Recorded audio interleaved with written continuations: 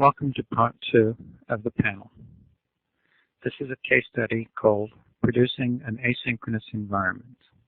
I'm going to share a little bit of the theory, a little bit of the practice, and a little bit of the experience of producing and performing CSMM 648 software maintenance in the fall 1998 and the summer 1999 semester at University of Maryland, University College.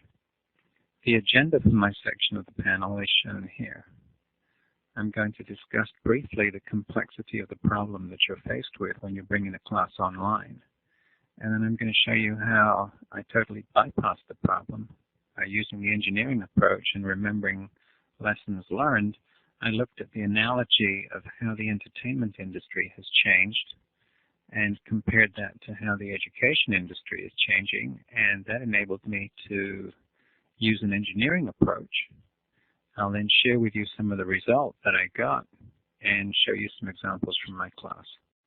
It was only about a year ago that I was faced with the problem of putting my class online.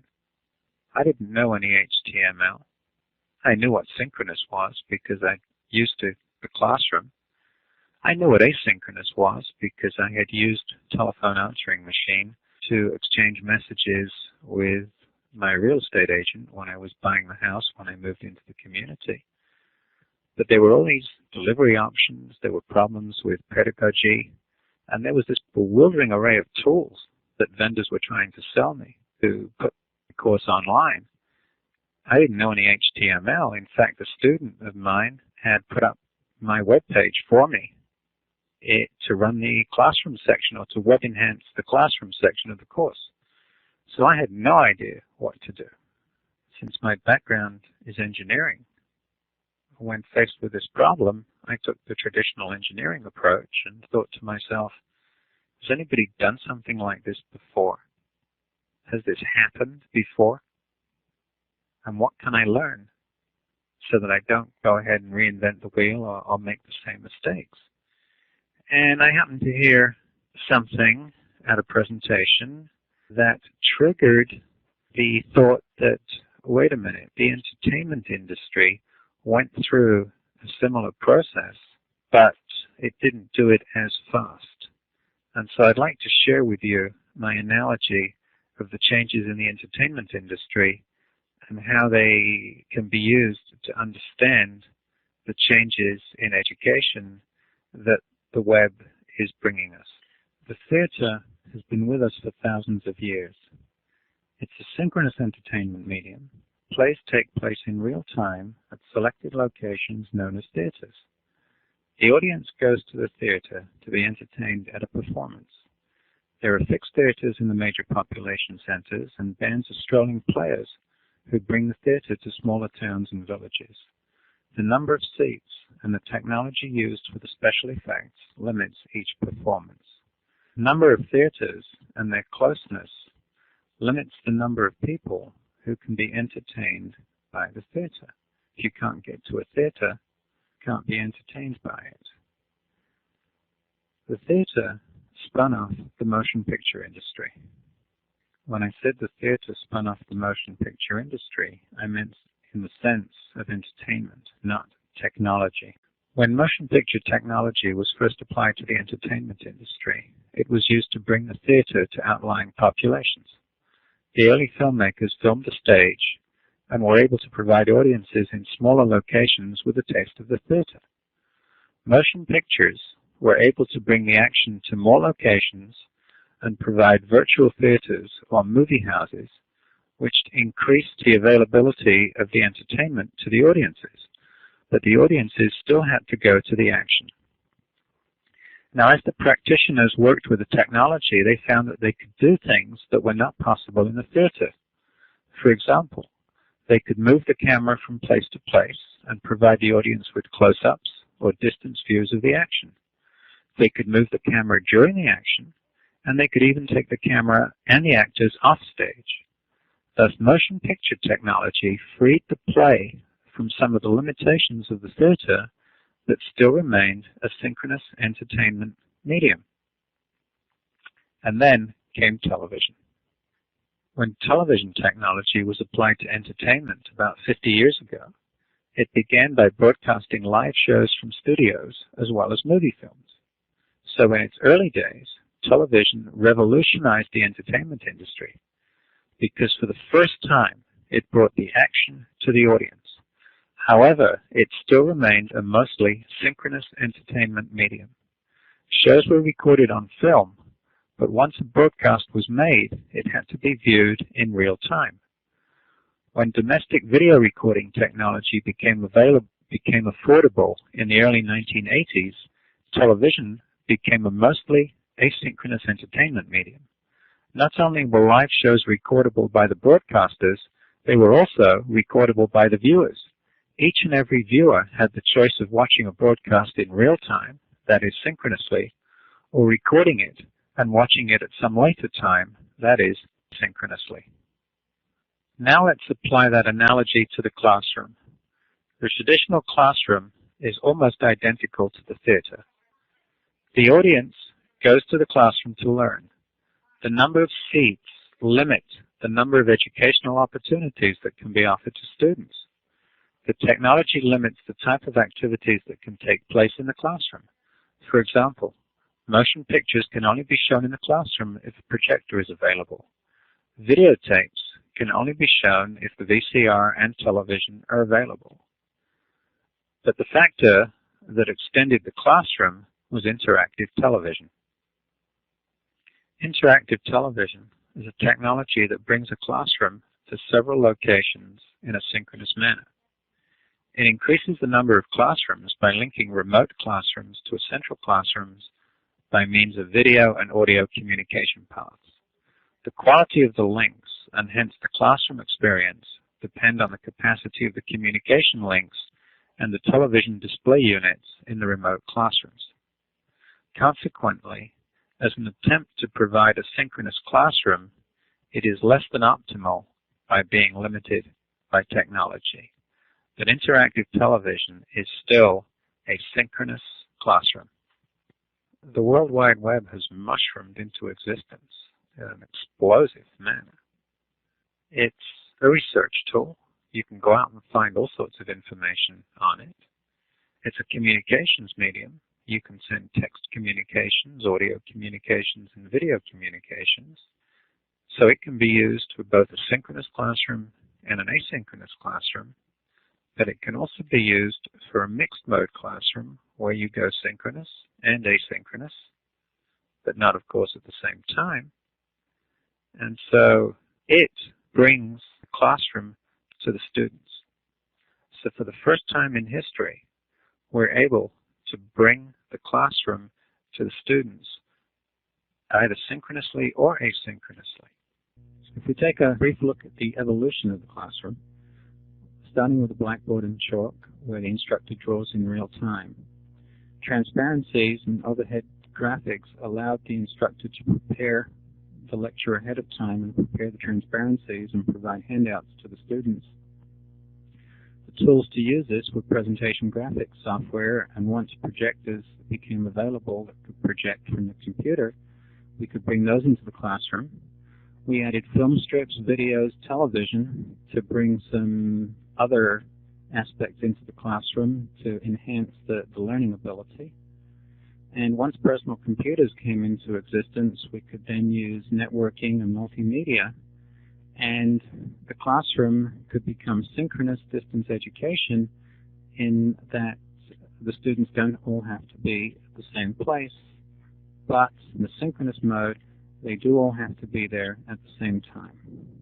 Once you see the change in media in the classroom from this perspective, I'd now like to share with you the progression from going from the classroom to the web-assisted and the fully online classroom in a very similar mode.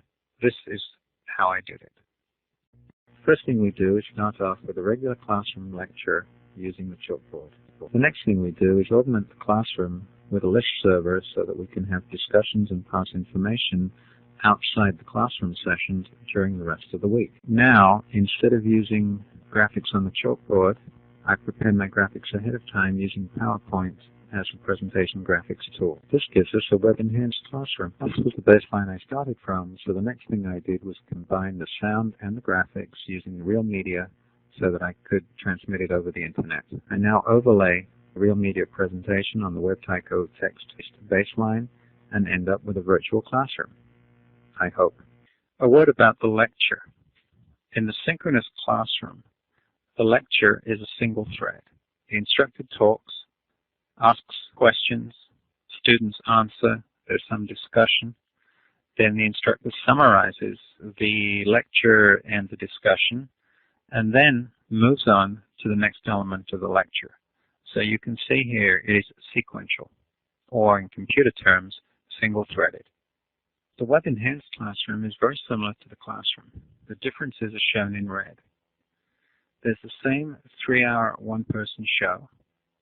There's the lecture, which uses the transparencies and the blackboard, but the difference is that in the web-enhanced classroom, the transparencies are posted on the web page ahead of the class.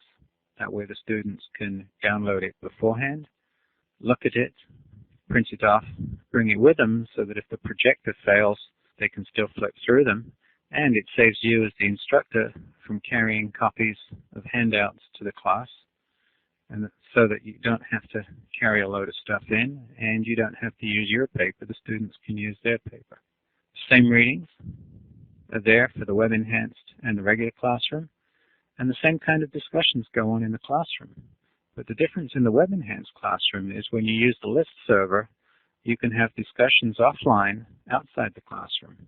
That gives you more time during the week to discuss things.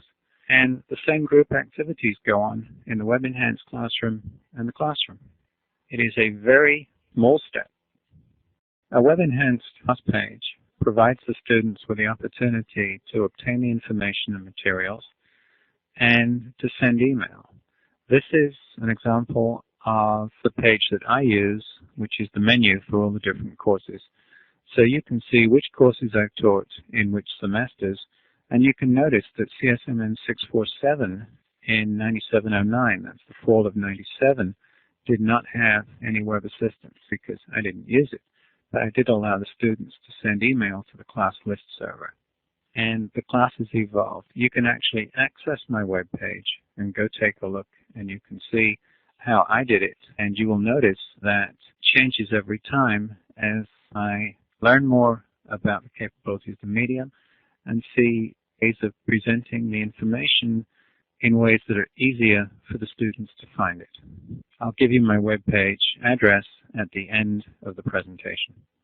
I've talked about synchronous, asynchronous, traditional classrooms, and web-enhanced classrooms, and I'd just like to share a perspective on how these relate to each other. The way I look at it is I look at a continuum. One end of the continuum is synchronous classes, and at the other end of the continuum is asynchronous classes. So you can see here that the traditional classroom is totally synchronous and lies at the synchronous end of the continuum. At the other end of the continuum, asynchronous, are the self-paced study kinds of classes, which can be on the web, or correspondence courses. A little bit in from the synchronous end is the web-enhanced classroom, because while the classroom takes place in the real classroom, it's web-assisted, so there's a little bit of asynchronousness there.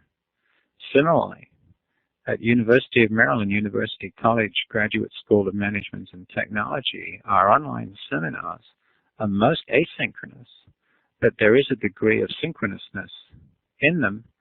So what I've done is position them off the end of the asynchronous continuum. How far off the end?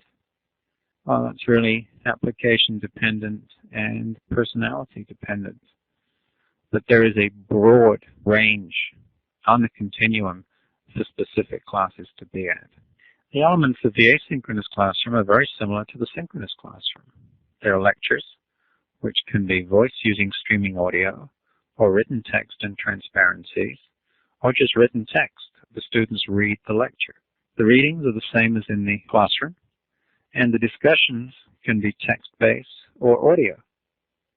And the group activities go on synchronously and asynchronously, pretty much just like in the regular classroom. But in the asynchronous classroom, the lecture threads are different. Here, it's multitasking, because when the instructor's in the middle of the lecture, the instructor can't stop and ask a question because the students aren't there. The students can listen to that lecture any time during the session.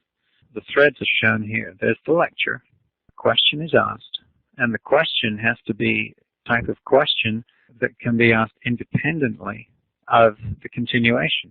So the lecture continues before the question is answered, before the discussion takes place, and before that area is summarized. So what happens is there's a branch, and each time a question is asked, there's another branch. So in the asynchronous lecture, you start ending up with several discussion threads going on simultaneously, asynchronously. The asynchronous classroom is as different to the synchronous classroom as television is to the theater. You have to understand the medium. There is a place for both types of classroom, just like there's a place for the theater, motion pictures, and television in entertainment. They all have their places, they all have their uses, and in some respects they can replace each other, but in other respects they can't. In order to understand and make use of that medium fully, you have to think differently. It requires a different mindset, both for students and for instructors. The most important part of that new mindset is to understand that things take time. The disadvantage is that the instructor will not respond in 3 minutes. As a program director, I get emails from students who tell me that they sent an email to an instructor an hour ago and he hasn't responded. Well, you know something, there's no requirement that they do respond. If my computer is running and I'm not doing anything else important and I get an email, I'll answer it on the spot, but other people aren't there. It requires planning. This is a major disadvantage for people who live in the present. There are some people that live totally in the present. They don't learn anything from experience, and they can't look more than a few hours into the future. To be able to take advantage of the asynchronous learning, you have to plan ahead. The advantages are you've got time to think it through and get it right the first time, and you also have to understand that team projects are different. The teams have to organize themselves to work asynchronously. So the key to successful transition from the synchronous classroom to the asynchronous or mostly asynchronous classroom is to start using transparencies in the lecture. This will provide some structure. I know that if I know a subject well, I can prepare a class in 10 minutes, put some notes on the back of an envelope, go into class and lecture. You can't do that online. It all has to be prepared. Enhance your synchronous classroom with asynchronous capabilities. Use the list server. Get used to communicating and discussing online. Start making some asynchronous presentations. If you can think asynchronously on the telephone, you're well on the way to converting to the asynchronous mode. I bought a house and I didn't meet with my real estate agent more than the first time and the last time, and we never had a conversation where we were both on the telephone at the same time. She'd leave a message on my answering machine, I'd think about what she said, and I'd leave a message on her answering machine. And yes, it did take a couple of weeks, but we could have spent more than that trying to get together at the same time on the telephone. Asynchronous does work, but you have to use it in a different way to using it synchronously. Now let me share some of the results of producing and using CSMN 648 in 2 different semesters. The most common question I've been asked is, how long? How long does it take to convert a class to put it online? Well, let me share with you my experience. The first semester I taught the class, I prepared transparencies and used transparencies. So I was working from transparencies. The first semester I had 20 students, and the average preparation time per class was 10 hours. But there was no lecture time because the lecture time was incorporated in preparation time. I spent an average of 3 hours a week in the dialogue with the students. The second time the course ran, there were 2 sections, so I ended up with 50 students. My preparation time was down to about an hour and a half per session, and what I was basically doing there was I was taking out of the class material that was specific to the first time it ran, that dealt with the time of the year. Very little of it was actually modifying the curriculum. This allowed me to spend a lot more time with my students, so I averaged about 6 hours of contact time with the students in that semester. And it was the summer semester, so things were a little hectic because it's a shorter semester. And again, there was no lecture time. Yes, there's an upfront cost in terms of time for putting the lecture together, just like there is in preparing a classroom class. But the beauty here is there's no lecture time anymore. Once you have prepared it, it's there.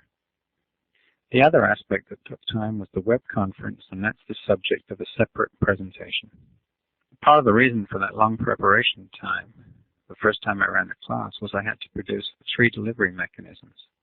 I had the real-time streaming audio for students who had a good bandwidth link, and then I had the FTP capability for students who had poor connections but were able to download the files and play them locally. And then for students who didn't have the sound files, I provided the text and the transparencies. The text was a Word document and the transparencies were the PowerPoint graphics. Since we didn't have a requirement for students to have sound capability, I had to provide all those modes. And the first time the class ran, I also had an HTML option so the students could view it on HTML. I took that out the second time the class ran. Nobody missed it. To allow the students to sort of get some feel for who they were, I posted pictures on the student webpage, and I gave the students 1% class participation grade if they provided me with their pictures, and I used the pictures as clip art in my presentations. Well, they are taking part, sort of. The classes used synchronous text and voice over the internet the second time it ran. So in the summer session, I used Phone Free. That's software that provides audio communications over the internet, and it worked fine. I was able to talk with a student in Korea in real time. I was just getting into the office in the morning. He was going to bed, but we did get some synchronous communications. And in the summer, I was able to use an online asynchronous conference, which is a subject of a separate presentation. It allows the students to make their class participations using PowerPoint voice. Here's an example of the class photo album for CSMN 648 in the summer of 1999. Students provided these pictures. I gave them the option of sending the pictures in electronically or providing me with photographs, and I'd scan them for them. Here is what the lecture formats look like in the summer of 1999. You can see session 1 and session 2. You can see the title of the session, the readings. Where they're available on the web, the students could click and actually get to them. Saves time. This is the web as a research tool. And the students could click on one of 3 or more than one of 3 options and download, view the presentation. I found that the best way to see the presentation was to read the text at the same time as listening to it. That way, if I missed something, I saw it, and I didn't have to ask the instructor, hey, could you please repeat what you said? Also, students who get tired in this kind of environment, they can shut the instructor off and pick it up again when they're no longer tired. You try doing that in the classroom. This is the way the discussion threads were handled. During the course of the lecture, I would ask a question. For example, which chart would you use at work? And the students would answer, and there'd be a discussion thread there. Or another question, is risk management the same as learning? And you can see that I asked the question, and the number of responses are posted, so that it is reasonably easy to keep the discussion under control, because what you do is you look at the thread, or you look at the question, and then you follow the thread there. And as long as people know how to use threads properly, it will work fine. The results in the two classes have been mixed. In fall 1998, there were 20 students, and then summer of 1999, I ran two sections, so 50 students. I find that there is a continuum again. Some students like the audio-video better than the text-based non-graphic classes. Some students want the text mode. There are students who say, I love that audio, it puts me right in the classroom, and I've forgotten what it was like to be in the classroom. And I don't bother to read, I just make notes. There are other students that say, I want the text mode, I don't bother to listen to the lectures because I like to take the text and read it on the subway. And there are some students that use a mixture. I found that students still think synchronously. The first thing the students do when they get organized into a group is to try and figure out when to meet. And since the students are stretched out over time zones, they have a great deal of difficulty doing that, and they can't make the change from thinking synchronously to thinking asynchronously. But I'm working on that. The student behavior is similar in the online and the actual classrooms. There are some that talk up, speak up. There are some that are quiet. It works the same way. The difference is in the asynchronous classroom, everything is written and I have a record of who said what, when, etc. And this has impact on peer evaluation. My dean can look into my class and see exactly what I said at any time. Scary. And I found that I was able to use simple tools to create the lectures. I totally bypassed the problem of looking at these highly expensive, complicated authoring tools. I used PowerPoint. I used shareware software called Goldwave to create the sound.